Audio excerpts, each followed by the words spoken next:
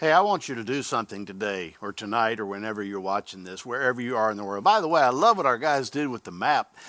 We got people watching CBC online all over the world. So wherever you are on there, I'm in San Antonio right there. Yeah, it's pretty cool. But anyway, here's what I want to take you to today. If you're a child or if you have a child under your care, 18 or under, or maybe you got 22 or under your care, I want to take you back on a trip down memory lane. Think of all the ways you were punished as a child. Now, for some of you, still at home, maybe it was just last night or today, but for some of us, it's been a while. But you can probably remember those things your parents did to you in order to get you to try to change your behavior. Maybe you were in timeout or go to your room, or maybe you got no more technology, no more telephones or videos or whatever that might be. Maybe you had soap in the mouth or a paddle on the bottom or a switch on the leg. I had all three of those, and of the three, the switch on the leg, it brought about the most change in the shortest time. Maybe you were grounded for the weekend, grounded for a week. Man, maybe some of you are still serving out your grounded for a lifetime term that your parents put on you when you were growing up. But think about those punishments. All of them are designed to get you and I to change our behavior. Our parents are trying to help us steer in the right direction. They don't punish us because they don't like us. They punish us because they know down the road of life, if you don't get the message now to do things a certain way, then you're going to learn the hard way in the future. Here's what I want to do for you children that are tuned in right now. I'm going to give you 10 words that if you will do these 10 words, they will change your life that fast. 10 words that will keep you out of timeout, going to your room, losing technology, being grounded or anything else. 10 words that if you'll take them to heart, put them into practice today, it will turn your life around. 10 words that if you put them into practice, your parents will stop being your biggest adversary and they will become your biggest advocate. You like that play on words? 10 words. If you'll put them into practice today, will put a smile on God's face. Think about the creator of the universe who holds all things together.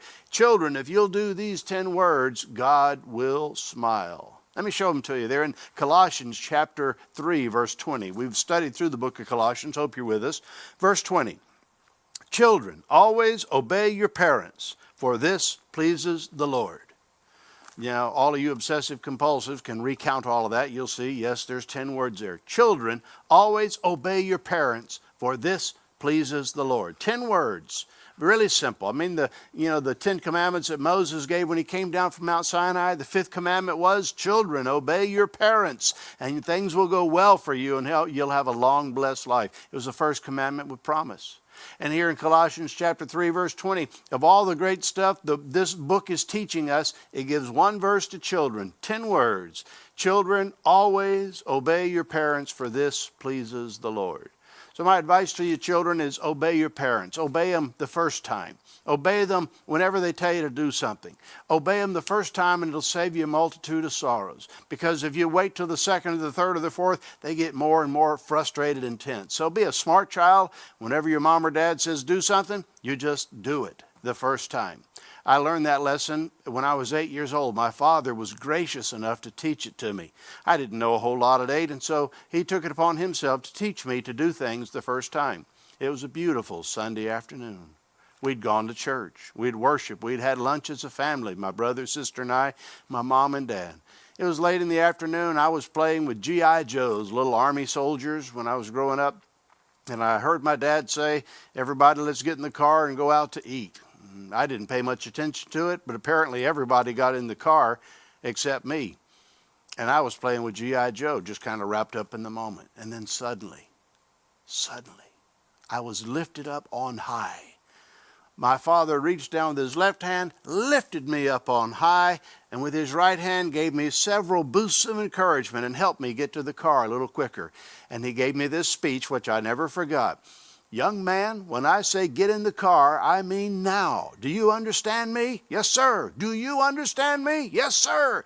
And I got in the car. Now, if you've got older brothers or sisters or younger, you ever been punished in front of them?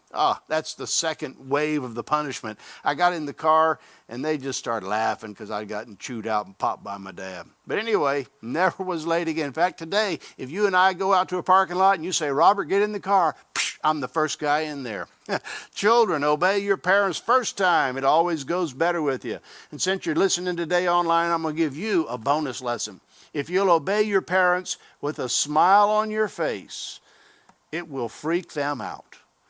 Philippians 2:14 says, do everything without complaining and arguing about it. Do everything without complaining or arguing. Do it with a smile on your face, not a smirk, because, we all know that you can get in as much trouble for a bad attitude as you can for bad behavior. In fact, sometimes bad attitude will get you in more trouble than bad behavior will. But if you will do what your parents say the first time with a smile on your face, just say, yes, ma'am, yes, sir, and you do it. Now, it'll be a week or so because your parents are going to say, well, you're just doing that because Robert said to do that. But keep doing that, make it a habit, and you will find your parents become the greatest adversary that ever walked the earth for you. They will defend you, they will protect you, they will stand for you because, why? You're a child that obeys the first time with a smile on your face. They know how rare that is, so they're going to take excellent care of you. Obey your parents first time. Now, let me give you one exception to that rule. Because the Bible says in Acts chapter 4, verse 19, when Peter and John were arrested and they said, you got to stop preaching in Jesus' name. And they said, what? Shall we obey man rather than God? May it never be.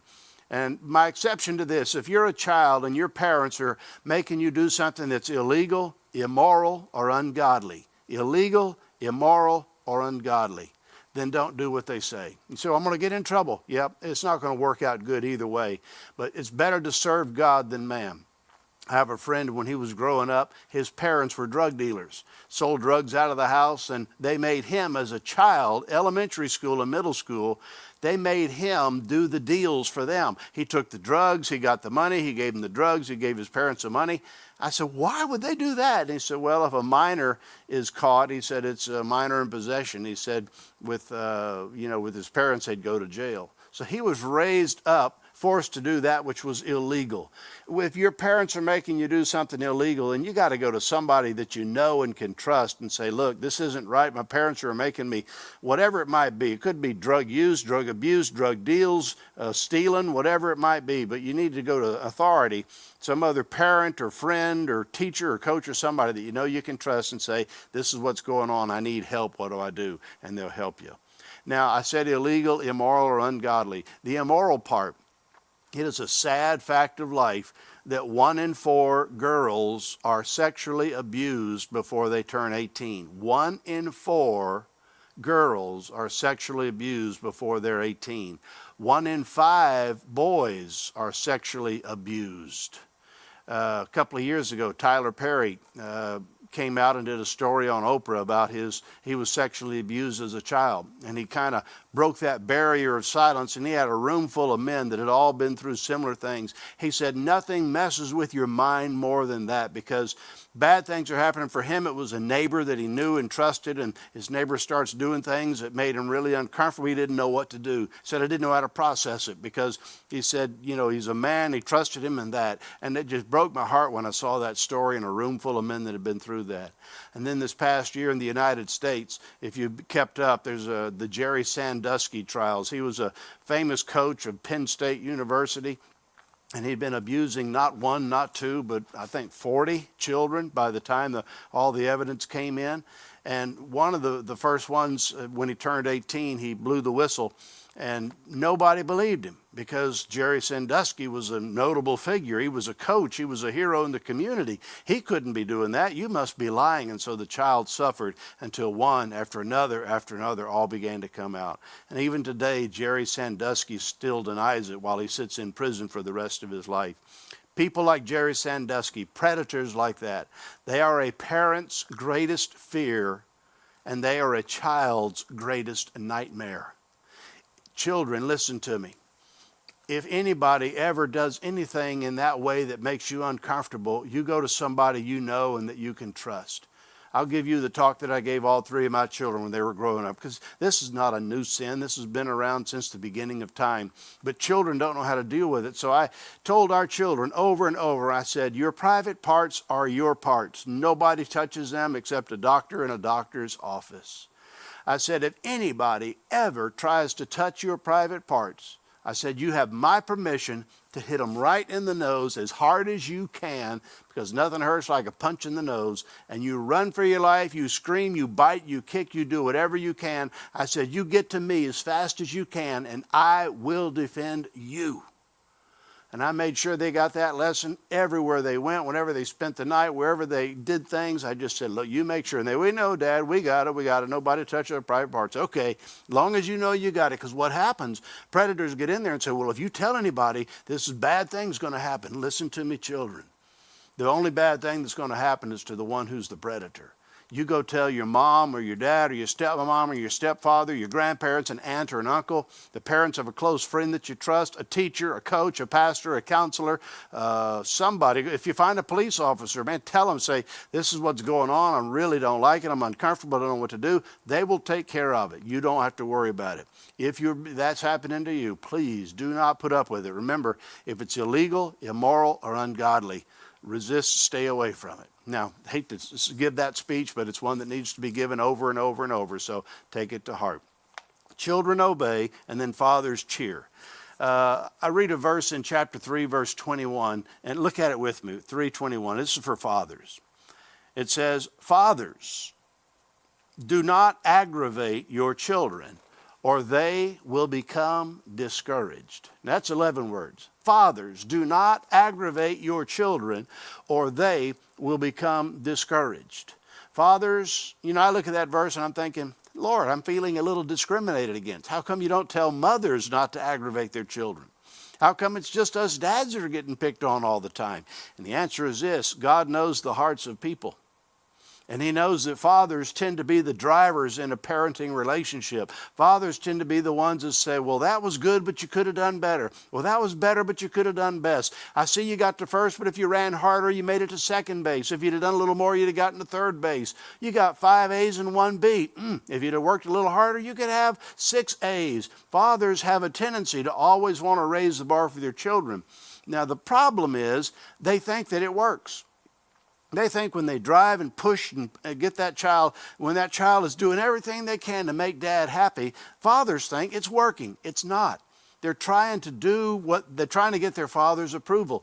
And if you fathers never say, I love you, I'm proud of you, if you don't do anything more than you've done, I think you've done a fantastic job. If you don't praise your children, sooner or later they will quit trying. And the first chance they get to leave, they will, because they can't make you happy. They've tried for 18, 20, 25 years. Never going to happen. And they'll find somebody or some group that is far more accepting. That's why God says, fathers, do not aggravate your children, because you'll discourage them. The opposite of aggravating would be cheerleading. If you're a father of a child, look for at least 4 good things that your child is doing before you ever point out one thing they might be doing wrong. If you're thinking, well, my child doesn't do 4 good things to count, then it's not your child's fault. You're the dumb father. Your child does 4 good things, 5 good things, 6. They do all kinds. They make good decisions all the time. But if you don't praise them for the good decision, then they get that attitude. They don't want to be around you, because anytime they do anything, you've always got to push it a little further or be one-upping. So dads, become your children's best cheerleader. Don't be their best critic. Be their best cheerleader. If you got children playing sports, do not coach them from the stands. If you're such a great coach, get out on the field and coach. But if you're in the stands, your job is not to tell them what to do from up in the stands. Your job is to say, way to go, son, way to go, daughter, I'm proud of you. You wave at them and you cheer them on. That's what good fathering is all about. Do not aggravate them. It only discourages them. Cheerlead them. And you'll see they do incredible things when you build them up and encourage them and show them opportunities. So children obey and fathers cheer. And then the last lesson I want to give you, it's not even in Colossians chapter 3. But I had a kind of a hard week last week and was just down one morning. And I said, Lord, I'm kind of down and out and frustrated and things weren't working right. So I just said, would you open my eyes to something new, something fresh? Let me know you're watching and you see me down here.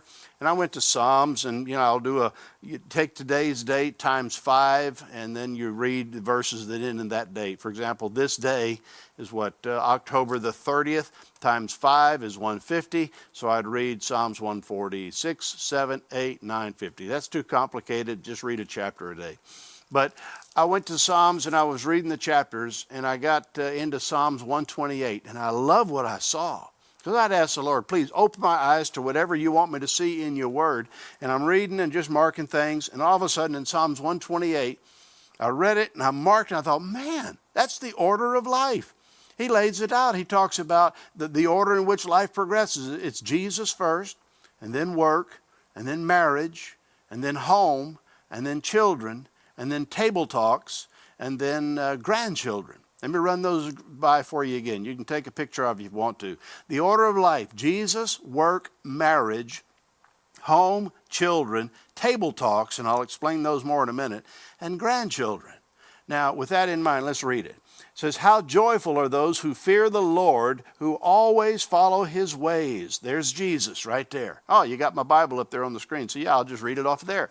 So I marked down Jesus. That's where he's the Lord, who all follow his ways. So Jesus is the Lord of your life. That's the first step.